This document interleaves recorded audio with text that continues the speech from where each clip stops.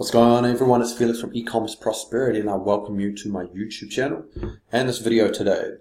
Now, if you don't know who I am, then I'll just run through a quick introduction. So I started dropshipping back in early 2016. I was using the AliExpress dropship model, but then about a year ago I switched to the high-ticket dropshipping model. Now, if you don't know what high-ticket dropshipping is, then let me show you a quick screenshot from the store I launched last week. So as you can see there, we've had 10 orders for a total of $10,890. So almost $11,000 off 10 orders. So that works out at an average order price of just over $1,000. And essentially high-ticket dropshipping is that. It's selling expensive products. Now the reason why I prefer high-ticket dropshipping to AliExpress is because with these items you're selling for $1,000, generally, you're getting 20 to 30% profit on each one of those sales. So, $1,000 item means you could be earning between $200 to $300 per sale. Now, if you were aiming to make, say, $2,000 profit per month, and your average profit per sale was $200, then you only need to make 10 sales a month to hit your profit. And I prefer this sort of business model because it's much more hands-off, it's actually more passive, and it just requires less of my time. And that's what I want with an e-commerce business, especially a dropshipping business. I want one that I can automate and I can create a semi-passive income, and it doesn't require too much of my time or management. Now in this video today, I'm going to go over a question I get asked quite a bit, and it's very basic: how to actually start a high-ticket dropshipping business. And I've broken it down to 4 key points in chronological order, followed by a little bonus frequently asked questions. So first and foremost, we're going to start with the high ticket niche or niche. Now, we focus on a general, or I say we focus on a broad niche, essentially. We don't do a general store where you might be selling every single category of product you can think of, whether it's sports, whether it's pets, whether it's fashion. We don't focus on that. We focus on a bit more of a broader niche. So one might be something like sports equipment. Another might be pet equipment, pet cages, products related to pets itself. So we focus on quite a broad niche. And when it comes down to the niche, we want to ensure that there's products in there that match the pricing we're after. So on the low end, the lowest we're looking at is about $500 we can sell a product for. But ideally and on average, like I showed you in my store, we want a product that sells for around $1,000 plus. And again, the reason for that is that there's better profit on $1,000 plus item, which means that we need less sales to really hit our target profit per month, which means there's less management and more of a semi-passive income in this business. Okay, so pricing is super important, and it's relatively easy to find the average price of a product. You can go to a website like Amazon, you go to homedepot.com, you can go to Target, Walmart, all those websites. You type in the product, and then you just look at the average prices for all the results shown there. You can even do the same with Google Shopping. Go into Google Shopping, type in the product, and you take note of the average price. Now, once you're happy, you're satisfied with the price, you found one that's sitting around the $1,000 average price range. The next thing is the target market. So you want to have a fair idea of who you're selling to. Okay, now you don't want a super niche target market. So that might be a very rare category of professionals. Ideally, you want to be able to sell to a consumer market as opposed to a business market, and that allows you a broader and wider range of people to sell to. Now, the next one is it's being aware if the product is seasonal or a trend. Now, to be truthful and very honest, when it comes to high-ticket dropshipping, there's really no such thing as trending products. Trending products tend to be the lower cost consumer goods that are really just bought off an impulse buying decision. So you think like the fidget spinner, you think some of those weird kitchen gadgets or life hack gadgets you see popping up in your news feed on a Facebook video ad. They're coming from AliExpress. They tend to be the trends. So high-ticket dropshipping products, as I said, trends don't exist. They're products that have sold before in the past for a long time, and they will continue to sell just as strong in the future. So essentially, they're evergreen products. Now, when it comes down to seasonal, you want to be aware, is the product sold all year round, or is it only sold at certain times of the year? So the easiest one I can think of is fireplaces. Fireplaces is a high-ticket product, generally sells for $1,000 plus. However, peak sales is always around winter because it's getting colder. It's pretty obvious people want to invest in home heating. So ideally, a product, myself personally, I avoid a product that is not seasonal. I want a product that can be sold all year round. Now, the next point I have is search volume online. So basically, I want to get an idea of how many people are jumping onto Google. I want to get into why Google in the advertising section under number 3. But I want to know how many people are searching for this product in Google every single month. So I use a tool called Keyword Planner, and that gives you the average monthly searches. And ideally, I don't want anything less than 3,000 monthly searches. Okay, for the keywords related to the product niche, pretty much any keywords that are directly related to the search results of that product. So if I'm selling fireplaces, the first one would be fireplaces, right? Home fireplaces, different variations of fireplaces, maybe ceramic fireplaces. Actually, I don't think there's no such thing as ceramic fireplace. Ignore that. Whatever the variations of fireplaces are. I'm not too fluent with them. I'm just thinking off the top of my head. But I type in the different variations, the keywords related to the variations, and then the main keyword for the product niche. As long as it's not a super small search volume, so anything under 1,000 for the main keyword, I'm happy. But ideally, anything over 3,000 is a big confirmation. That's a green light you can go ahead with. And then the final point I have here, and this is probably the most important, and it is it dropship viable? So what does that mean? Is it dropship viable means that the niche I'm interested in, the niche, I say niche, some of you might say niche. So the niche I'm interested in, I have to make sure that there's actually other online merchants who are currently dropshipping products in this niche. Because what that means is if they're currently dropshipping in this niche, that means there are suppliers that are supporting the dropship model for them. Now, if I can't find any online stores that are dropshipping in my chosen niche, then that's a worry. That's something to be concerned about, because that could potentially mean one of two things. It could mean there's no suppliers that are supporting dropshipping, so whereby they won't allow you to sell their product via dropship. You have to purchase it first. Or 2, there are suppliers, people have tried to sell it, but no one's buying it online. It's probably going to be the first reason as opposed to the second. So, most important thing, you got to find the dropshippers, and they're going to be a competition.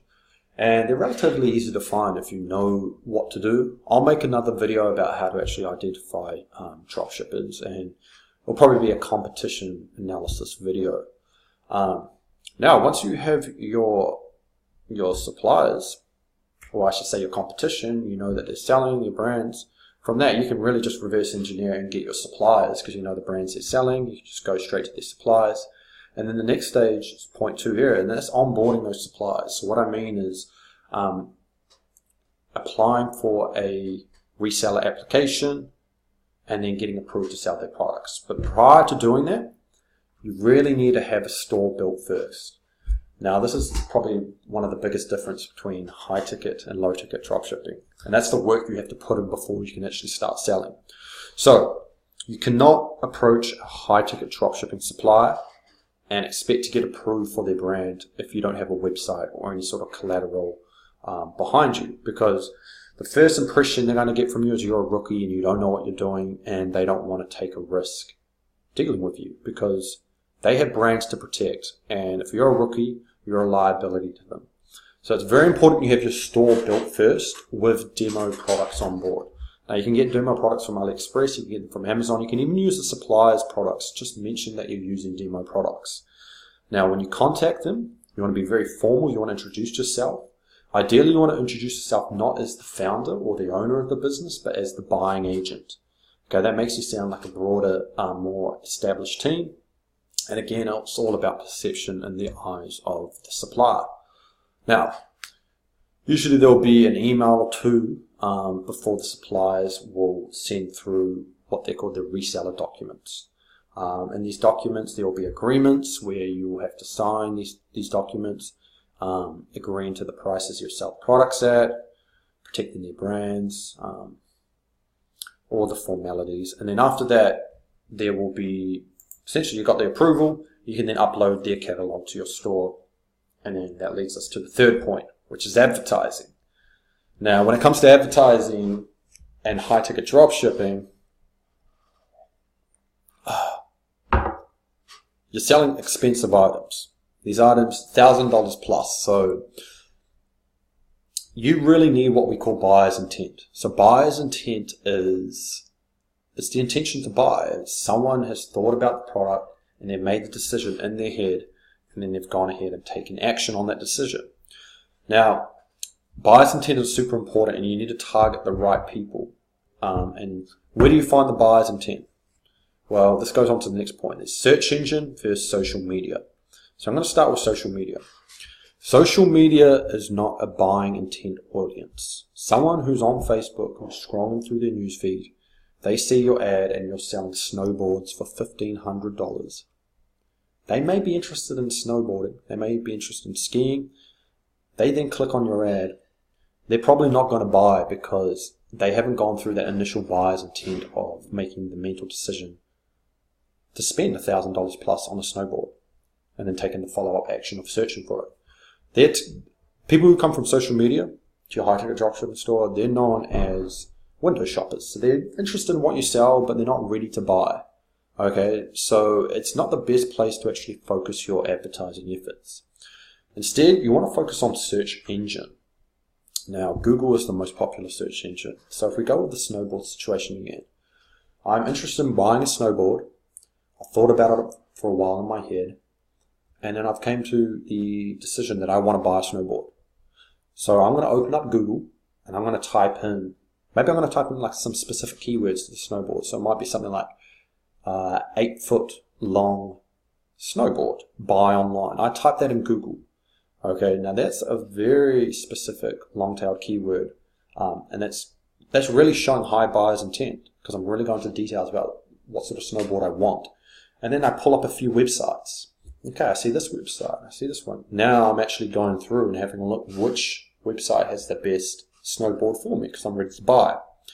And that's why search engine works so well, because that's the buyer's intent audience. So we focus primarily on Google advertising, and in particular we use the Google shopping campaigns.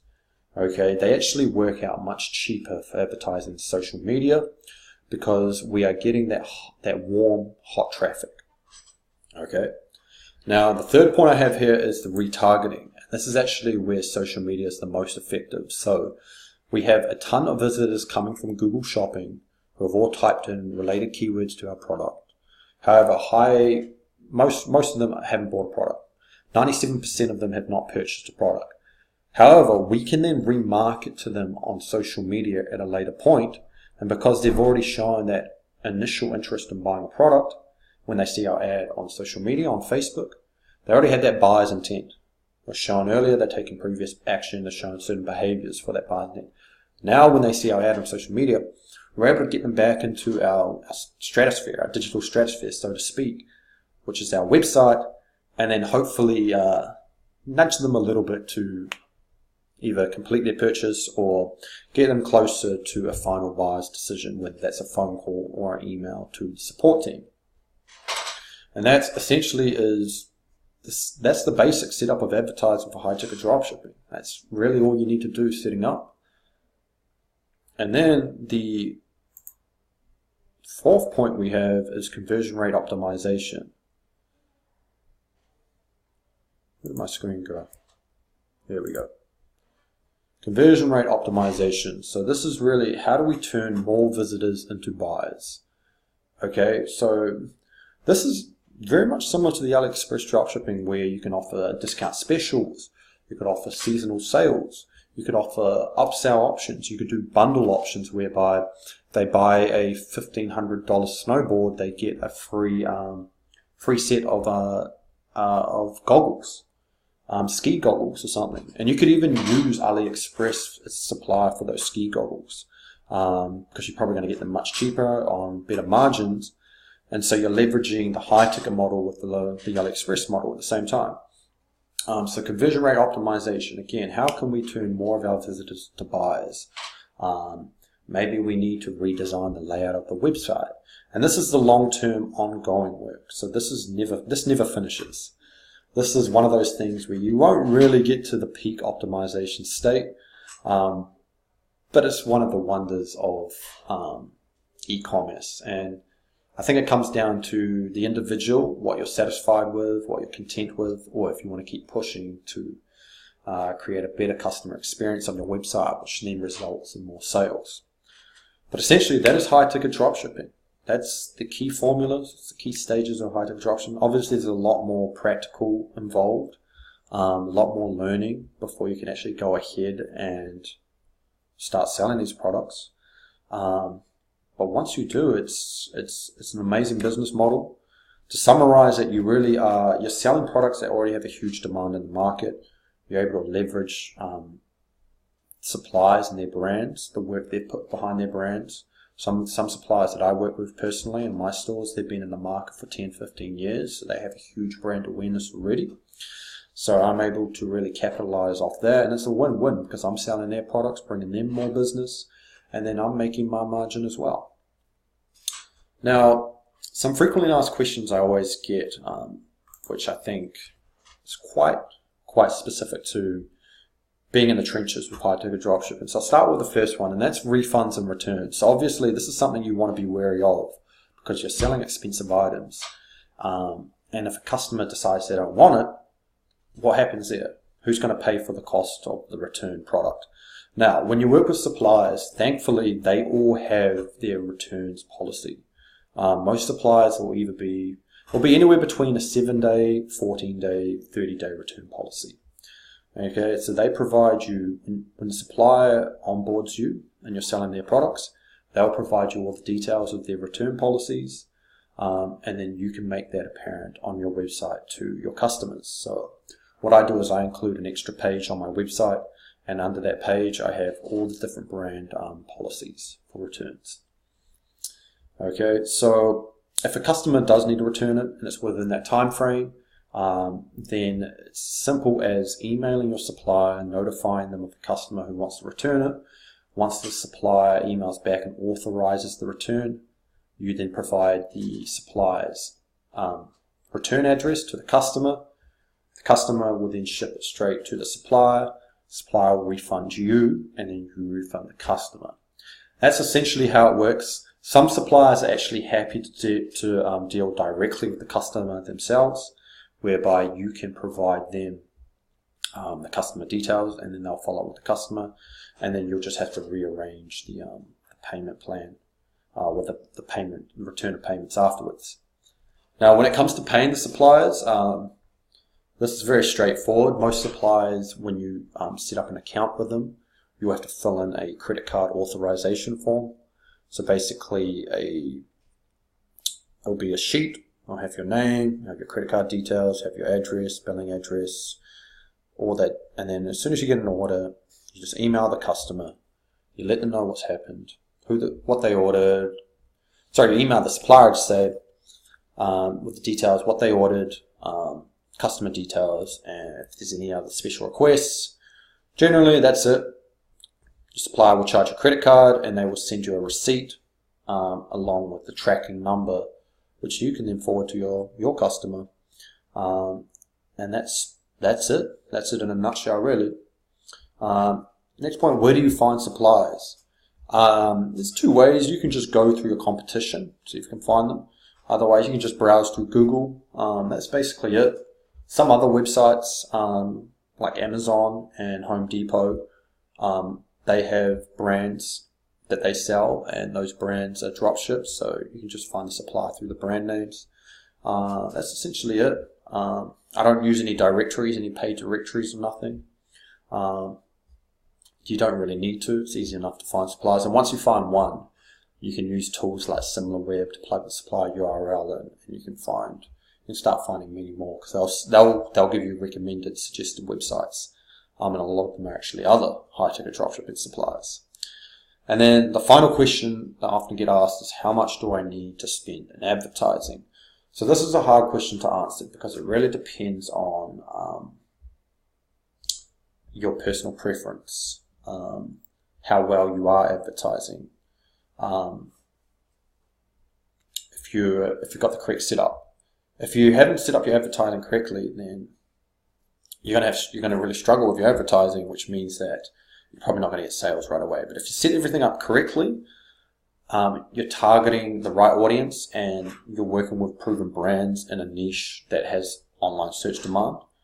I've found from my experience through my own stores and through the stores of my students, within $100 ad spend, generally there's at least one sale made within the $100 ad spend. And the great thing about Google, when you're advertising on Google, is they give you a $100 credit. This is a brand new account. So essentially, you're able to generate sales off the bonus credit that Google's giving you for free.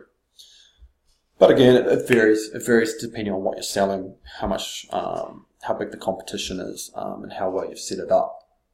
But if you do everything correctly, there's no reason why you can't be advertising profitably in the long run. Okay, so that's basically the summary of the video, my friends. If there's anything I've missed out, or anything that you still need an answer to, just feel free to drop a comment below. Yeah, and if this is your first time visiting this channel, make sure you subscribe. Check out some of my other videos, and drop me a line. Check out all the links in the little description underneath this video. Make sure you join my Facebook group. It's called E-commerce Prosperity, the Shopify Drop Shipping Classroom. Alright, that's all, my friends. Until next time, take care.